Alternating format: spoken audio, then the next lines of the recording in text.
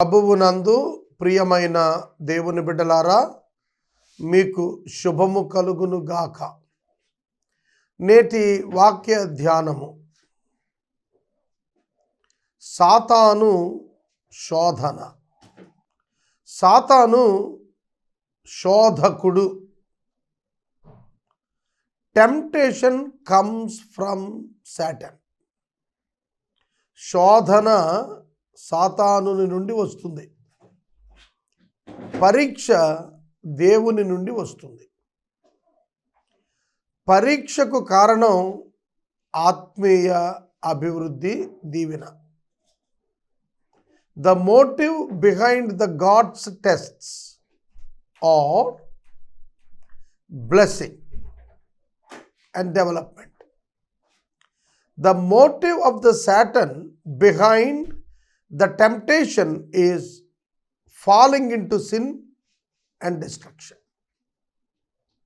సాతానుని యొక్క ఉద్దేశము మనుషుని శోధించుటలో అతనిని పడగొట్టుట, నాశనం చేయటం. దేవుని ఉద్దేశము పరీక్షించుటలో మానవుణ్ణి ఆశీర్వదించటం, అభివృద్ధి చేయటం. దేవుడు ఎన్నడూ ఎవరిని శోధించడు, పరీక్షిస్తాడు. సాతానుడు ఎవరిని పరీక్షించడు, శోధిస్తాడు.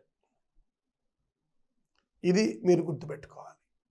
అందుకనే శోధకుడు అనే మారు పేరు సాతానునికి, లూసిఫర్కి ఉంది. ఏదైనా వనంలో ఆదాము హవ్వలకు కలిగిన శోధనలు నేత్రాశ, శరీరాశ, జీవపు డంబం. అలాగే యేసుక్రీస్తు ప్రభువుకు కలిగిన శోధనలు కూడా అవే: నేత్రాశ, శరీరాశ, జీవపు డంబం. ఇది దేవుని నుండి కలిగేది కాదు. నేత్రాశ, శరీరాశ, జీవపు డంబం ఇవి దేవుని నుండి కలిగేవి కాదు. అంటే అపవాది నుండే కలుగుతాయి. అపవాది నుండే కలుగుతాయి. దేవుడు ప్రతి వస్తువును దాని ఉద్దేశము కొరకు నిర్మించాడు. అందువలన దేవుడు ఎవరిని దేని కొరకు ఏ విషయాన్న శోధించడు. దేవునికి చాలా స్పష్టమైన వైఖరి, విషయాలు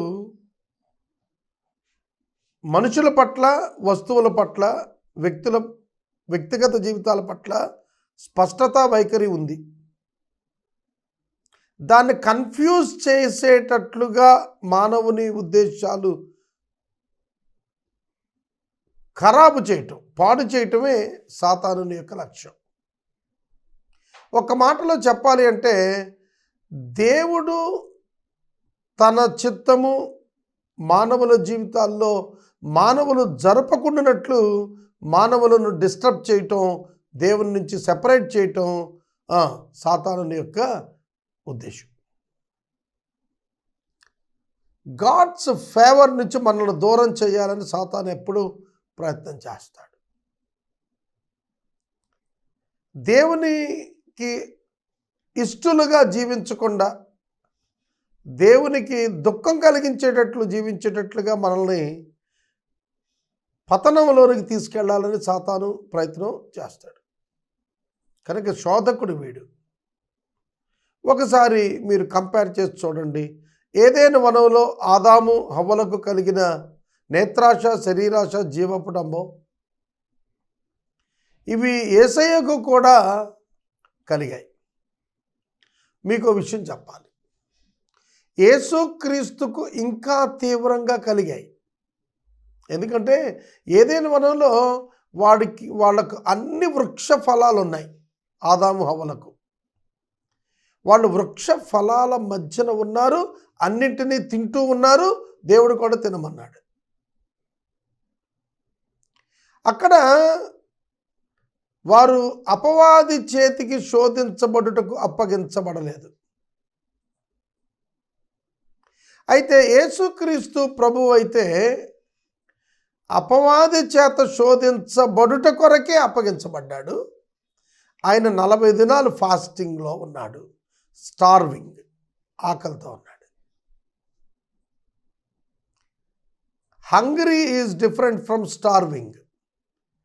ప్రతిరోజు మనకు టైం ప్రకారం అయ్యే ఆకలి వేరు, 40 దినాల ఉపవాసం తర్వాత కలిగేటువంటి పదం స్టార్వింగ్, ఆకలి అనే పదం వేరు. మనకు తెలుగు భాషలో దానికి దీనికి రెండింటికి ఆకలినే అన్నాం, కానీ ఆంగ్ల భాషలో హంగ్రీ, స్టార్వింగ్ రెండు వేరే పదాలు. ఒక వ్యక్తి యొక్క శరీరం 40 దినాలు ఉపవాసం ఉన్నప్పుడు ఆ వ్యక్తికి కలిగేటువంటి ఆకలి ఉన్నదే, అది అతని శరీరంలోని ఫ్యాట్ని అది ఆటోమేటిక్గా బర్న్ చేస్తుంది. ఆ ఫ్యాట్ బర్నింగ్ అయిపోయిన తర్వాత బాడీ పార్ట్స్ని తినేస్తుంది. That is called starving. ఆ బాడీ పార్ట్స్కి ఫుడ్ అందకపోతే అవి డెడ్ అయిపోతాయి. ఇక పొట్టి శ్రీరాములు గారు 52 దినాలు సంపూర్ణ ఉపవాసం చేశాడు, చనిపోయాడు. కనుక బాడీ క్రేవ్స్ ఫర్ ఫుడ్. శరీరం తను జీవించడానికి ఆహారం కొరకు ఎత్తుక్కుంటుంది అనమాట. ఆ కండిషన్లో యేసు ప్రభు శోధించబడ్డాడు. ఒక మాటలో చెప్పాలంటే సహానుభవం కాదు, మరింత ఎక్కువ అనుభవం ఆదాము హవ్వల కంటే శోధన విషయంలో యేసుక్రీస్తు అనుభవించాడు. అర్థం చేసుకోండి. సాతానుడు వారికి ఏదైనా వనంలో హవ్వతో మాట్లాడినప్పుడు, ఇది నిజమా, దేవుడైన యెహోవా ఈ తోట చెట్ల ఫలములలో దేనినైనా తినకూడదని మీతో చెప్పినా, is talking about the food and about the pleasure comes from the food. సాతానుడు శోధించేది ప్లెజర్ విషయంలో, ఆనందం, తృప్తి, సంతృప్తి. చూడండి, దావీదు గారు కూడా క్రొవ్విన మెదడు గురించి మాట్లాడతాడు, జుంటితేను గురించి మాట్లాడతాడు. అవునా? అంటే బాడీ, శరీరం రుచిని కోరుతుంది, తృప్తిని పొందాలని చూస్తుంది. అందుకనే హవ్వను శోధించినప్పుడు దేవుడైన యెహోవా తినద్దన్నాడా? రిజల్ట్ ఏమిటి? మరణిస్తారు, అంటే దేవుని నుంచి దూరం అవుతారు. కానీ సాతానుడు హవ్వతో చెప్పాడు, మీరు మరణించరని చెప్పాడు. ఇది శోధన. మానవుడు అసలు ఎందుకు మరణిస్తాడు? పండు తినకపోతే. దేవుడు చెప్పింది కూడా మరణించడనే కదా. తింటే మరణిస్తావు, తినకపోతే మరణించడు కదా. అక్కడ దేవునికి లోబడే విషయంలో అతడు శోధన తీసుకొచ్చాడు. తమ ఇష్ట ప్రకారం తాము నిరంతరం జీవించాలనే ఒక దురాశ. యాకోబు 1:14 అంటాడు, దురాశ గర్భము ధరించి పాపాన్ని కంటుంది, పాపము పరిపక్వమై మరణాన్ని కంటుంది అన్నాడు. కనుక దురాశ దేవుని చిత్తమునకు భిన్నంగా, తమ చిత్తానికి అనుకూలంగా, తమ ఇష్ట ప్రకారం బ్రతకాలనుకోవటం. దేవుడైతే దేవుని చిత్తానికి లోబడి బ్రతకాలని కోరుతాడు. సాతానుడు మానవుణ్ణి దేవుని ధిక్కరించి నీ ఇష్ట ప్రకారం బ్రతుకు అని శోధిస్తాడు. అక్కడే మానవుడు దేవునికి లోబడాలా, తనను ప్రేమించుకోవాలా, దేవుని కంటే ఎక్కువ అనేదానికి గురవుతాడు. అలా గురైనప్పుడు తీసుకునే నిర్ణయం ప్లెజర్ సేక్ దేవునికి వ్యతిరేకంగా తిరిగిపోతాడు మానవుడు. That is the power of the sin. That is the power of the human will also. దేవుడు మానవునికి స్వచిత్తాన్ని ఇచ్చాడు, సెల్ఫ్ విల్. ఇది ఎంత డేంజరస్ అంటే దేవుని కంటే తనను ఎక్కువగా ఎక్స్పోజ్ చేసుకోవటానికి, ఎక్కువగా సాటిస్ఫై చేసుకోవటానికి ప్రయత్నిస్తుంది. అందుకనే ఏదైనా వనంలో వాళ్ళు తిని కూడా బ్రతకాలనుకున్నారు, అక్కడే పడిపోయారు. తింటే చస్తావని దేవుడు చెప్పింది అబద్ధం అనుకున్నారు. They doubted the character of God.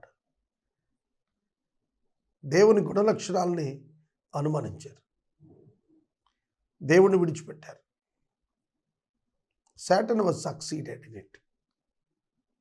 పండు చూచినప్పుడు అది చాలా అందంగా ఉంది, రమ్యముగా ఉంది. రమ్యం అంటే మోర్ దాన్ బ్యూటీ. అన్ని పళ్ళు రమ్యంగానే ఉంటాయి. ఒక్క మంచి చెడు తెలివినిచ్చు వృక్షఫలమే రమ్యమా? కాదండి. ప్రతి వృక్షఫలం, ఆహారమునకు మంచిదైన రమ్యమైన ప్రతి వృక్షఫలం యెహోవా దేవుడు ఏదెనులో నాటాడు అని 2వ అధ్యాయం 9వ వచనం ఆదికాండం చెబుతాం. Every fruit is beautiful, looks well and good. అవునా? మరి అటువంటిప్పుడు ఇది స్పెషల్గా ఎందుకు అనిపించింది? The intention is different, the sight is different from before. ఇంతకు మునుపు చూచినప్పటికీ ఇప్పుడు ఉద్దేశము మారి చూచేటప్పటికీ ఉన్నటువంటి చూపులోని వ్యత్యాసం అది. అవును, నేత్రాశ అంతరంగంలో దురాశగా మారింది. తినాలనే సంకల్పం బలపడింది, దేవుని మాటను విస్మరించింది. పాపానికి ప్రథమ కారణం ఏంటో తెలుసా? Neglecting the word of God. Neglecting the word of God leads to the consequences, leads to the bad consequences, evil consequences, worst consequences. దేవుడు మానవునికి ఇంద్రియ నిగ్రహము కలిగిన ఆత్మను ఇచ్చాడు, చంచలాత్మను ఇవ్వలేదు. ఆయన పోలిక స్వరూపాల్లో చంచలత్వం లేదు. మరి ఎందుకు వాళ్ళు అలాంటి నిర్ణయం తీసుకున్నారు అంటే, they love themselves more than God and his word. వాళ్ళు దేవుని కంటే తమను, తమ ఇష్టాన్ని ఎక్కువ ప్రేమించుకున్నారు. వాళ్ళకు ఆకలి లేదు. They were not starved, they were not hungry. ఆకలైనా శోధించబడలేదు వీళ్ళు, కడుపు నిండిన వాళ్ళు శోధించబడుతున్నారు, ఈజీగా పడిపోయారు. అదే ప్రభువును శోధించినప్పుడు అపవాది రాళ్లను చూపించి రొట్టెలుగా చేసుకుని తినే నువ్వు దేవుని కుమారుడు అయితే. చాలా ఉన్నాయి ఇందులో, 1 కాదు 2 కాదు, చాలా విషయాలు చెప్పుకోవాలి. It is the test for his identity. యేసుక్రీస్తు ప్రభు దేవుని కుమారుడిని రుజువు చేసుకోవటానికి రాళ్ళు రొట్టెలుగా చేసుకోవాలట. Because he was the creator. ఆయన సృష్టికర్త. శూన్యం నుండి సృష్టి చేసిన వాడు రాతి నుండి రొట్టెను చేయలేడా? నీళ్ళ నుండి ద్రాక్షారసం చేసిన వాడు రాతి నుండి రొట్టెను చేయలేడా? He can do that. చేయగలడు, కానీ చెయ్యడు. ఎందుకంటే he doesn't need to prove himself as the son of God for anybody. ఆయన దేవుని కుమారుడని ఎవరికో రుజువు చేసుకోవాల్సిన అవసరం ఆయనకు లేదు. దాని కొరకు తన అధికారాన్ని తాను వినియోగించాల్సిన పని లేదు. దైవిక అధికారాన్ని తన కొరకు, తన ఆకలి కొరకు వినియోగించుకోవటం అంత చీప్ మైండెడ్నెస్ ఇంకోటి ఉండదు. అర్థమైందా? That's not the order of God. That's not the order of God. Physical life only depends upon the food అనే ఒక భావనను సాతాను శోధనలు ఎక్స్పోజ్ చేశాడు. దానికి ప్రభువు ధీటుగా జవాబిచ్చాడు వాక్యము నుండి. ద్వితీయోపదేశకాండంలో నుంచి ప్రభు జవాబిచ్చాడు. మనుషుడు రొట్టె వలన మాత్రమే కాదు, దేవుని నోట నుండి వచ్చి ప్రతి మాట వల్ల జీవిస్తాడు. God has all power to make a man to live on this earth forever, even without the food. God has, Almighty God has the power. He is sovereign God. He can do anything. అయితే సాతానుడు యేసును శోధించినప్పుడు identity గురించి, ఆహారాన్ని గురించి, తన అవసరాన్ని తన విధానంలో తీర్చుకోవాలి, రాంగ్ రూట్లో తన నీడ్ని తీర్చుకోవాలి అనేది వాడు టెంప్టేషన్లో భాగం. ఇవాళకి అంతే, చాలామంది లంచాలు ఇచ్చి పని జరిపేసుకుందాం,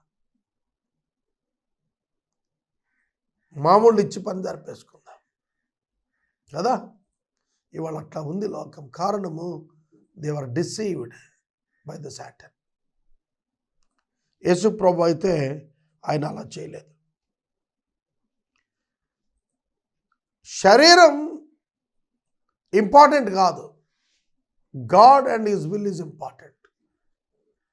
అందుకే ప్రభు, తండ్రి నీ చిత్తమైతే ఈ గిన్నె నా ఎదురు నుంచి తొలగించమన్నా కూడా మళ్ళీ వెంటనే ప్రార్థన చేశారు, నీ చిత్తము సిద్ధించును కాక, నా చిత్తం కాదు. ఇక్కడ చిత్తము, విల్ మీద ఒక శోధన, అటాక్ వచ్చింది. ఇక్కడ నీ చిత్తమా దేవుని చిత్తమా, నీ విధానమా దేవుని విధానమా, నీ బుద్ధియా దేవుని నడిపింపా, నీ నిర్ణయమా దేవుని నిర్ణయమా, తెలుసుకో. That is the test, that is the temptation. దానికి యేసు ప్రభు తన నీడ్ ఎంత బలమైనదైనా కూడా ఆ నీడ్ తీర్చుకోవటానికి రాంగ్ రూట్లోకి ఆయన వెళ్ళటానికి అంగీకరించలేదు. That is integrity. That is integrity. Daniel's integrity, Shadrach Meshach Abednego's integrity. శరీరం నశించినా పర్వాలేదు, దేవుని శోధించమనుకున్నారు. దేవునికి లోబడతాం తప్ప దేవుని తిరస్కరించాం. That is the reason for the victory. That is the reason for the victory. విజయ కారణము మనసును జయించటం. కనుక యేసు తన మనస్సులో దేవునికి ప్రథమ స్థానం ఇచ్చాడు, తన ఆకలికి కాదు. కాసేపు ఆగి నాకు ఇంకో చోట తింటాడు, ఏమవుతుంది? రాళ్ళు రొట్టెలుగానే చేసుకోవాలా? ఇక లేదా ఆహార పదార్థము? అరణ్యం అవ్వచ్చుగాక, అరణ్యం అవ్వచ్చుగాక. మీరు గమనించారో లేదో, దేవదూతులు ఆయనకు పరిచర్య చేశారు. ప్రియమైన దేవుని బిడ్డలారా, the God will take care of your life. It is important for him first. ఆయనకు నీ జీవితం చాలా ముఖ్యం. ఆయన చిత్తములో నీ జీవితం చాలా అవసరం. He will protect you. It is his responsibility. Don't forget, my friend. Don't forget. ఇలా చెబుతూ వెళ్తే చాలా ఉంది. రెండవది, లోకమంతటిని చూపించాడట. ఎత్తైన స్థలాన్ని తీసుకుని వెళ్ళి, ఈ లోకాధికారం నీకు ఇచ్చేస్తాను, నాకు ఒక్కసారి నమస్కారం పెట్టాను. ఇది వర్షిప్కి చెందినటువంటిది, ఆరాధనకు చెందినటువంటి శోధన. ఈ శోధన ఆరాధనకు, అధికారానికి చెందినటువంటి శోధన. దానికి ప్రభువు చెప్పారు, దానికి ప్రభువు చెప్పాడు, ఈ అధికారం అంతా నీకు ఇచ్చేస్తానంటే లోక 4:7 నాకు మ్రొక్కితే ఇదంతా నీదైపోతుందంటే ప్రభు అన్నారు, నీ దేవుడైన ప్రభువును మ్రొక్కి ఆయనను మాత్రమే సేవించాలి, ఆయనను మాత్రమే సేవించాలి. I must worship him, not my self. Not somebody. అర్థమవుతుందా? ఇక్కడ మనకు ఒక అధికారాన్ని ఆఫర్ ఇస్తున్నాడు. వీటన్నింటిపైన నాకు అధికారం ఇస్తానంటున్నాడు. యేసుక్రీస్తు ప్రభువు మొదటి రాకడలో ఆయన అధికారం కొరకు రాలేదు, ఆయన ప్రాణం పెట్టడానికి వచ్చాడు. ఆ కారణం చేత దేవుడు ఆయనకి అధికారం ఇచ్చాడు. మీరు చూస్తే మత్తయి సువార్త ఆఖరి అధ్యాయం ఆఖరి మాట, నాకు భూమి మీద సర్వాధికారము ఇయ్యబడి ఉన్నది. యేసు ప్రభు మాటలు మీరు గమనించండి. ఎక్కడున్నదట ఆయనకు సర్వాధికారము ఇయ్యబడి ఉన్నది. 18వ వచనం, 28వ అధ్యాయం మత్తయి సువార్త 18. పరలోకమందును భూమి మీదను నాకు సర్వాధికారం ఇయ్యబడి ఉన్నది. It is the proper way of getting authority. The cross is the proper way, not worshipping the devil, which you will choose. Simply saluting to the Satan or bearing cross. సాతానునికి సింపుల్గా నమస్కారం పెట్టి అధికారం పొందాలనుకుంటున్నావా? సిలువను భరించి సహించి జయించి అనుభవించి అధికారాన్ని పొందాలనుకుంటున్నావా? గాడ్స్ వే, దేవుని విధానము సిలువ తరువాతే, శ్రమ తరువాతే దీవెన. శ్రమ లేని దీవెన నిలబడదు. David tested and proved and blessed. It is the standard method. But the Solomon did not test it.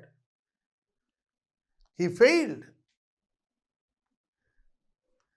దావీదు నిలబడ్డాడు, సొలొమోను పతనమయ్యాడంటే కారణం ఏంటో తెలుసా? Solomon was not tested. He did not test it. ఆయన ఏమి శ్రమల కష్టాలు అనుభవించి వచ్చినాడు కాదు. కాబట్టి నీ అధికారం సాతాను నుంచి కాదు రావాల్సింది, దేవుని నుంచి రావాలి. నీ సౌభాగ్యం సాతాను నుంచి కాదు రావాల్సింది, దేవుని నుంచి రావాలి.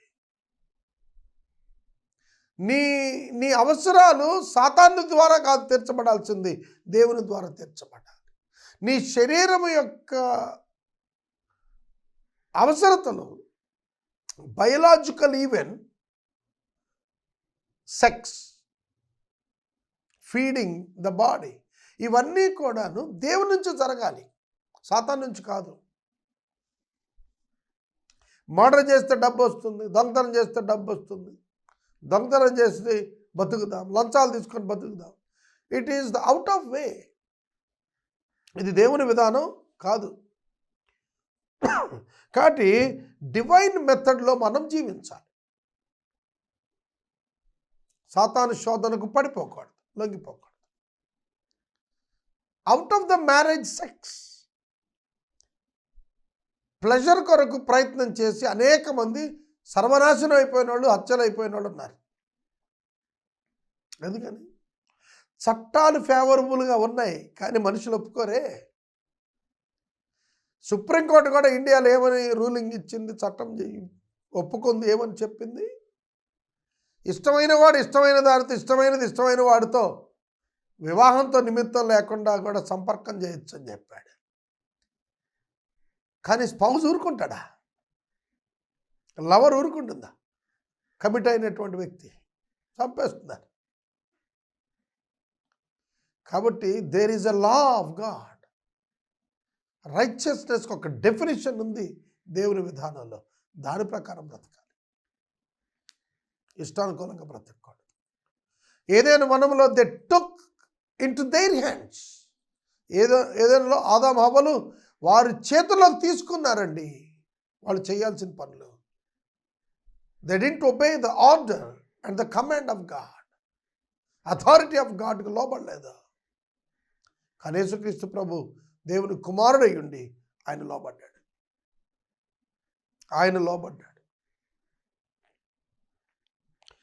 తర్వాత మనం చూస్తే, మూడవది చూస్తే, ఎత్తైన స్థలానికి తీసుకెళ్ళి దేవాలయం శిఖరం మీదకి నిలవబెట్టి దూకే దేవుణ్ణి శోధించటానికి ఈ పరీక్ష పెట్టాడు. నిన్ను కాపాడటానికి దేవదూతలకు ఆజ్ఞాపిస్తాడు. నీ పాదానికి రాయి తగలకుండా వాళ్ళు దేవదూతలు ఎత్తుపట్టుకుంటారని వాక్యంలో ఉంది కదా, కీర్తన 91, 11, 12లో. కాబట్టి వాక్యాన్ని చూపించి శోధిస్తున్నాడు, దేవుని చూపించి మోసగించాలనుకుంటున్నాడు. ప్రభువు చెప్పాడు, నేను శోధించను. దూకితే కాళ్ళు ఇరుగుతాయి, పడిపోతే ప్రమాదవశాత్తు పడిపోతే కాపాడుతాడు. That is different. విల్ఫుల్గా పడితే కాళ్ళు ఇరుగుతాయి. That is suicide. That is different. కనుక సాతానుని యొక్క మాట, దాని లోతు అర్థం తెలుసుకోక ఇవాళ పడిపోతున్నారు మనుషులందరూ కూడా పాపంలో. విశ్వాసి దాన్ని గ్రహించాలి. ఈ స్వరం ఏమిటి, దీని అర్థం ఏమిటి అని గ్రహిస్తే ఎన్నడూ పడిపోడు. నేత్రాశ, శరీరాశ, జీవపుడంబ విషయాల్లో ఎన్నడూ పడకుండా పరిశుద్ధాత్మ దేవుడు మీకు తోడుగా ఉండేటట్లుగా మీ నిర్ణయాలు, మీ నిర్ణయాధికారం దేవుని వైపే మొరగాలి.